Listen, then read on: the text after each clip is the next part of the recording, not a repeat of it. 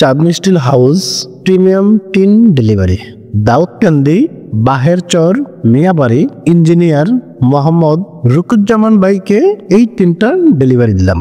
কেন এই টিন সেরা? থিকনেস 0.64 mm, অনেক মোটা। ফুটবল খেলতে পারবেন চালের উপরে। দীর্ঘস্থায়ী 40 থেকে 50 বছর নষ্ট হওয়ার সম্ভাবনা নেই।